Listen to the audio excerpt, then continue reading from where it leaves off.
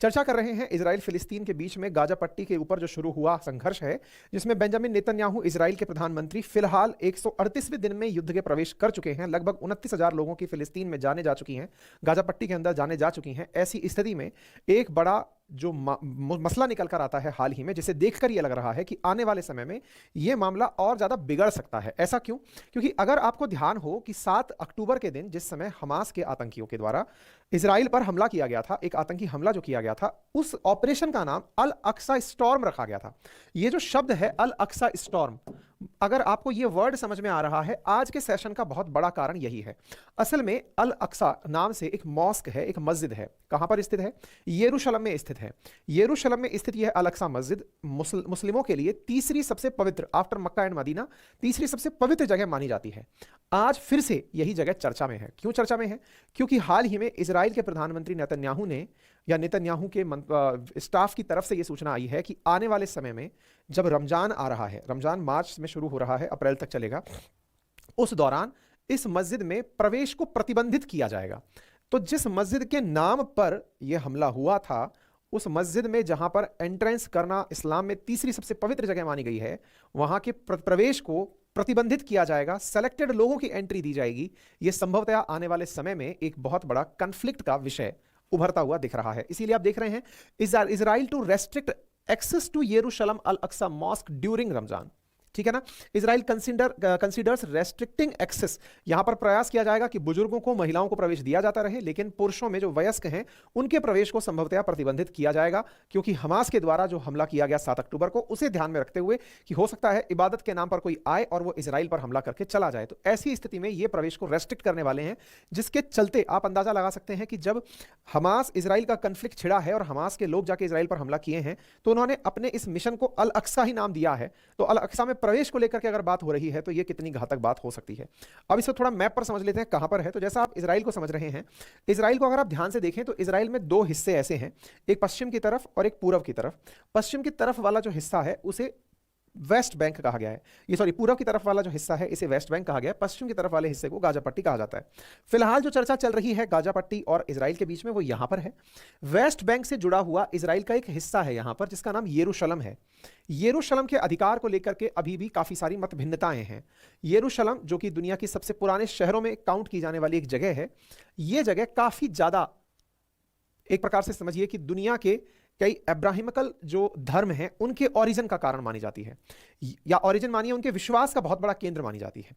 यहूदी हुए, मुस्लिम हुए, क्रिश्चियन हुए, ये सब लोग इजराइल की राजधानी जो यरूशलेम है, हालांकि हम लोग तेल अवीव मानते हैं और अमेरिका वाले यरूशलेम को मानते हैं, यरूशलेम के अंदर एक जगह है जहां पर तीनों धर्मों के लिए, इवन अर्मेनिया के लोगों के लिए भी बहुत ही रिलीजियस साइट प्रेजेंट है।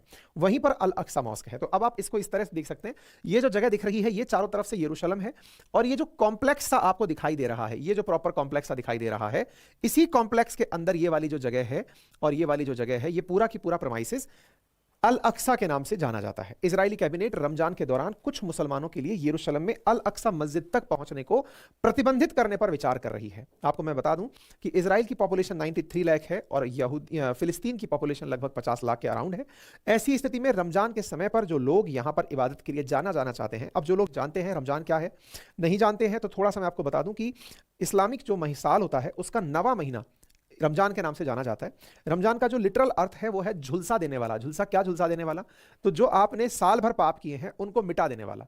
तो पाप को मिटा देने वाले महीने के रूप में इस महीने को कंसीडर किया जाता है। इस्लाम में इसे सबसे पवित्रतम महीने के रूप में कंसीडर किया जाता है। इस समय पर पैगंबर की, अपने मतलब गॉड की, इनके द्वारा बहुत अच्छे से इबादत की जाती है इस्लाम में, और रोजे रखे जाते हैं। रोजे से मतलब ये हुआ कि दिन भर में ना कुछ खाया जाएगा ना पिया जाएगा।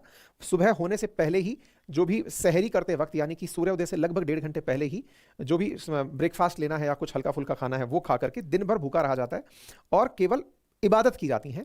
और इसके बाद में जब सांझ हो जाती है तो इफ्तार पार्टी के माध्यम से रोजा खोला जाता है और फिर लेट नाइट भोजन करके और जो अपने स्तर पर रमजान के अंदर अदा की जाने वाली नमाज है उसके माध्यम से पूरे महीने को बिताया जाता है। इस समय पर इस्लाम को सबसे पवित्र महीना मानते हुए, इस्लाम में सबसे पवित्र महीना मानते हुए इसमें बहुत सारी इबादत को महत्व दिया गया है। कहा जाता है कि यहाँ पर हर इबादत का लगभग सवाब, यानी कि जो पुण्य है वो लगभग 70 गुना अधिक मिलता है नॉर्मल मंथ्स की तुलना में।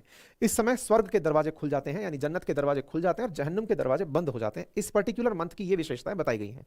इसके अलावा जितने भी शैतान हैं उनको कैद कर लिया जाता है। इसमें मुसलमान गुनाहों से बचते हैं इस महीने के अंदर और नेकी के काम को ज्यादा करने की कोशिश में रहते हैं। तो मुसलमानों के लिए, क्योंकि यहां से मक्का मदीना से पैगंबर साहब पहुंचे थे और यहीं से जन्नत की यात्रा की थी, तो इसलिए अल अक्सा मॉस्क बहुत पवित्र है। ऐसे ही जो यहूदी लोग हैं उनके लिए भी यहां पर सबसे ज्यादा पवित्र जगह है और ईसाइयों के लिए भी ये सबसे ज्यादा पवित्र जगह है। और यही कारण है कि सभी लोग इस जगह के लिए संघर्ष कर रहे हैं। और ऐसी स्थिति में जब यह खबर आती है कि इजरायली सेना ने अल अक्सा मॉस्क के अंदर घुस करके गोलीबारी की, या फिर जहां पर घुसना मना है वहां घुस करके उन्होंने लोगों को जबरन गिरफ्तार किया, तो इससे पूरा की पूरा जो मुस्लिम वर्ल्ड है वो आग बबूला हो उठता है इजराइल के खिलाफ। ऐसी स्थिति में रमजान के समय जहां पर नमाज अदा करने का एक महत्व है, जहां जाकर के इबादत करने का एक महत्व है, ऐसे समय पर अगर इजराइल लोगों को यहां एंट्री करने से बाधित करेगा तो संभवतया आने वाले समय में इसका बड़ा विरोध होगा और विरोध के चलते संभवतया दुनिया भर से इजराइल के ऊपर और प्रेशर क्रिएट होगा। फिलहाल के लिए इजराइल का और अल अक्सा का जो महत्व है इस विषय के ऊपर मैंने वो आपके सामने रखने का प्रयास किया। संभवतया आपको यह जानकारी पसंद आई हो। अगर आई हो तो अपनी राय कमेंट बॉक्स के अंदर जरूर रखें।